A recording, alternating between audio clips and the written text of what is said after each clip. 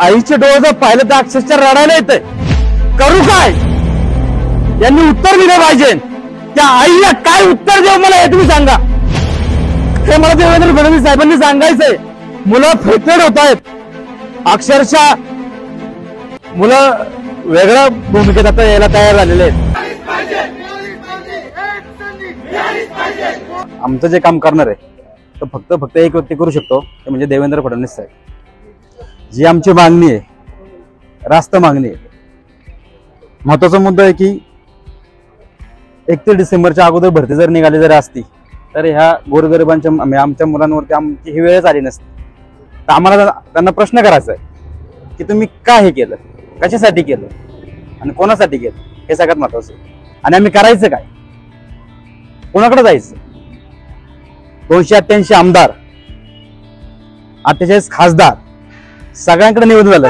इतर राज्यांमध्ये वयवाढ जर होऊ शकते, इतर राज्यांमध्ये छत्तीसगड झालं, मध्य प्रदेश झालं, राजस्थान झालं, इव्हन सेंट्रल गव्हर्नमेंटने सुद्धा वयवाढ दिलेली आहे। आणि सगळ्यात महत्वाचा मुद्दा, आम्ही मॅडम वयवाढ मागत नाहीये, एक संधी मागतोय आणि ते आम्हाला का मिळू नये यांचं कारण त्यांनी द्यावं होतं। जर उत्तर प्रदेश, छत्तीसगड, राजस्थान, इव्हन केंद्रामध्ये जर वयवाढ होऊ शकते तर महाराष्ट्र भारताच्या बाहेर आहे का, हा सवाल माझा त्यांना आहे। फडणवीस साहेबांनी सगळ्यांना आश्वासित केलं होतं की एकही मुलगा वंचित राहणार नाही। मग कुठे गेलं त्यांचं आश्वासन? हे तुम्हाला मी एकच सांगू शकतो, मुकुल है तर मुमकिन है। आज प्रत्येक मुलगा मुकुल आहे। जसं जरांगे साहेब मराठा आरक्षणामध्ये ज्याप्रमाणे त्यांनी काम केलेलं आहे, आज मुकुल सरांनी आमच्यासाठी काम केलेलं आहे। 17,000 ही जी भरती आहे ती कदाचित पुढल्या वर्षी निघाली असती। घरात जर बसलं तर आईचे डोळे जर पाहिलं तर अक्षरशः रडायला येतंय। करू काय?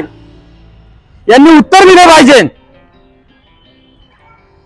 1 वर्षापासून हॅमस्ट्रिंग झालेली आहे। एक दिवस जर ग्राउंडला जर नाही गेलं तर आईचा प्रश्न येतो, बाळा करायचं काय झालं? त्या आईला काय उत्तर देऊ मला हे तुम्ही सांगा। काय उत्तर दिलं गेलं पाहिजे आईला माझ्या, जी आस लावून बसलीये माझा मुलगा एक दिवस वर्दी घालून येईल, काय उत्तर देऊ मी त्या आईला हे मला देवेंद्र फडणवीस साहेबांनी सांगायचंय। मुलं फ्रस्ट्रेट होत आहेत, अक्षरशः मुलं वेगळ्या भूमिकेत आता यायला तयार झालेले आहेत। काही मुलांकडे अक्षरशः वाईट दिवस आलेले आहेत। आणि एवढे सांगतो, जर मुलांना जर हे वयवाढ जर नाही भेटली तर बरेच मुलं आत्महत्या सुद्धा करू शकतात। आणि यांना फक्त आणि फक्त हे शासन जबाबदार राहील, सरकार जबाबदार राहील। कुठल्याही मीडियाने आतापर्यंत आमची दखल घेतलेली नाहीये, कुठल्याही मीडियानं। मुंबईला आझाद मैदानावरती आंदोलन केलेली आहे, भरपूर ठिकाणी आंदोलन केले, कुठल्याही मीडियानं नागपूरला आंदोलन केले, कुठल्याही मीडियानं हा प्रश्न उचलला नाही। आम्ही जायचं कुठं? सरकार आम्हाला विचारत नाहीये ना, मीडिया आमची दखल घेते, मग आम्ही करायचं काय?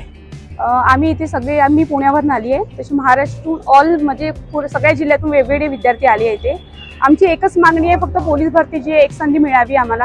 आणि आम्ही शरद पवार साहेबांना पण हेच म्हणत आहोत की फक्त आम्हाला एक संधी मिळावी। कारण का आम्ही सगळ्यांना म्हणजे कॉल करून चुकलेला आहोत, निवेदन देऊन चुकलेला आहोत, कोणी दखलच नाही घेते मॅम। आणि म्हणजे मला हे म्हणायचं आहे की देवेंद्र फडणवीस साहेबांनी अधिवेशनामध्ये हेच म्हटलं होतं की प्रत्येकाला एक संधी मिळवणार, कोणत्या विद्यार्थ्यांचा लॉस नाही होणार। पण ते का बरं आपल्या शब्दातून मागे घेते हेच ते कळत आहे।